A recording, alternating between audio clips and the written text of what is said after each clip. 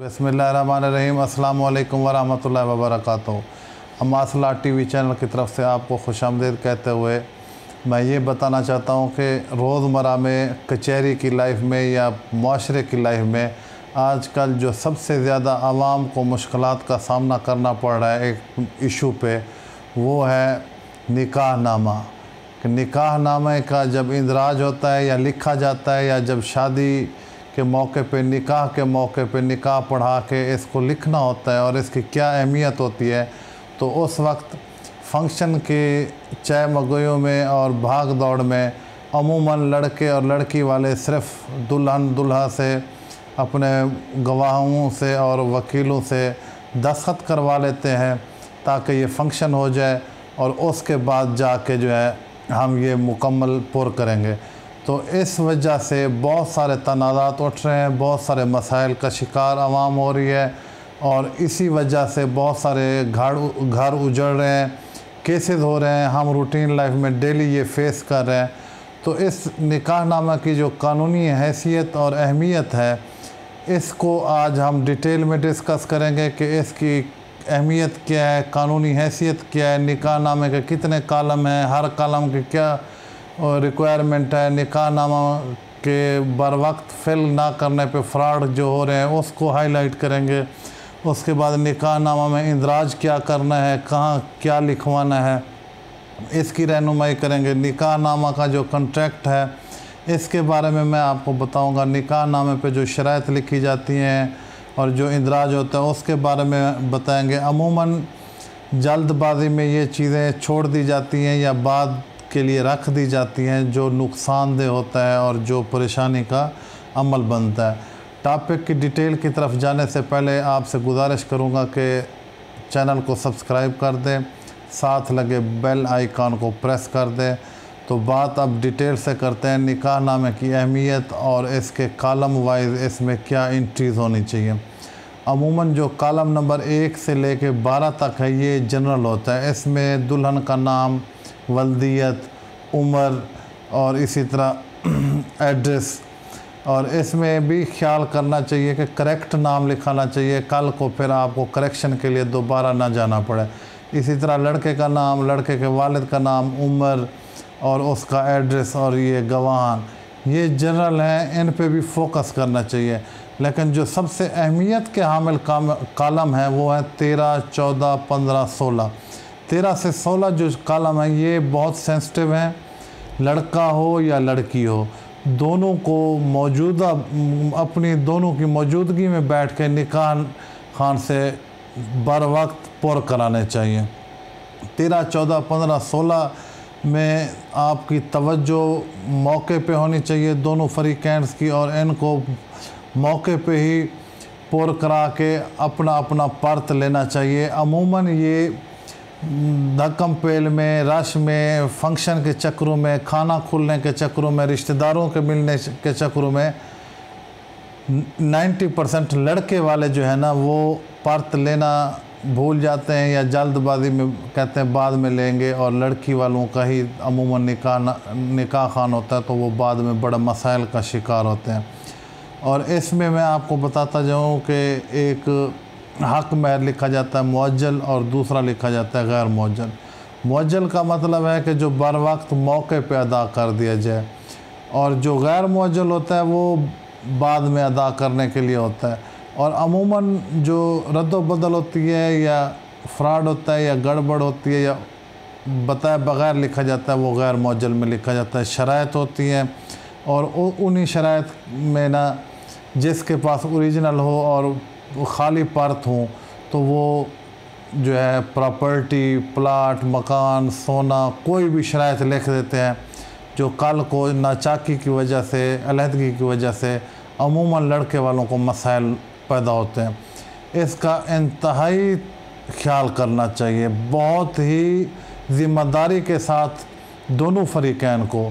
मैं ये नहीं कहता कि लड़की वाले फ्रॉड करते हैं या लड़के वाले फ्रॉड करते हैं, मौके पे जिसका हाथ लगता है वो ही कर लेता है। तो दोनों फरीकैन के इंतबा कर रहा हूँ कि मौके पे बैठ के दस्तखत करें और मुकम्मल निकाहनामा कॉलम वाइज पूरा फिल करें और अपना अपना पर्त लें। और अगर मौलवी साहब नहीं करते तो उनको 1 साल सज़ा भी हो सकती है, ये कानूनन जुर्म है। अब आते हैं हम कॉलम नंबर 17 पे। कॉलम नंबर 17 जो है, अगर शादी के मौका पर कोई ख़ास शराइत लिखी जाए तो वो कॉलम नंबर 17 में लिखी जाती है। और कॉलम नंबर 18 जो है वो बहुत ही सेंसिटिव है, ख़तरनाक है और बहुत ही अहमियत का हामिल है। उसमें लड़का यानी कि खामद यानी कि मर्द जो है, उस कॉलम नंबर 18 में ये औरत को हक़ देता है कि वो जब चाहे अपने आप को तलाक़ दे दे। तो ये इंतहाई अहमियत का हामिल कॉलम है, इस पे बहुत फोकस करना चाहिए। और इसको उसी वक्त इसलिए बार बार कह रहा हूँ कि पूरे परत जो है ना अपने फिल कराने चाहिए निकाहनामे में। 19 में ये है कि अगर मर्द तलाक़ देने पर कोई शराइत या पाबंदियाँ हों मर्द के ऊपर तो वो लिखी जाती हैं।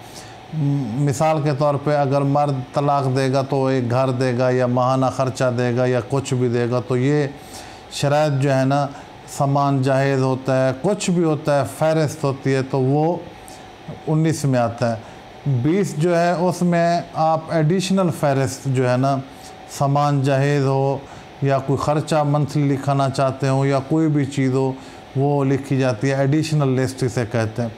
21 और 22 कॉलम में दूसरी शादी के बारे में तफसील होती है। मिसाल के तौर पे लड़के की दूसरी शादी हो या लड़की की दूसरी शादी हो, तो वो कॉलम नंबर 21 और 22 में डिटेल दी जाती है। 23, 24, 25 कॉलम जो हैं वो रजिस्ट्रार के मुतालिक होते हैं कि रजिस्ट्रार का नाम क्या है, वो उसकी एड्रेस क्या है और उसकी मुकम्मल डिटेल, और वो जो है ना 23, 24, 25 में लिखी जाती है। और अगर हक़ महर मौका पर अदा कर दिया हो तो कॉलम नंबर 13, 14 में ज़रूर लिखें। और ये जो निकाह खान होता है वो किसी भी जगह से हो सकता है, लड़की वालों की तरफ से भी, लड़के वालों की तरफ से भी। उस वक्त खुशी का मौका होता है, म्यूचुअल अंडरस्टैंडिंग होती है, तो इसलिए वे ये मुकम्मल आपको एहतियात करनी चाहिए। और इसका इंदराज बहुत ज़रूरी है। और ये जो एक निकाह खान है उसको एक वार्ड से एक ही निकाह खान को इजाज़त मिलती है।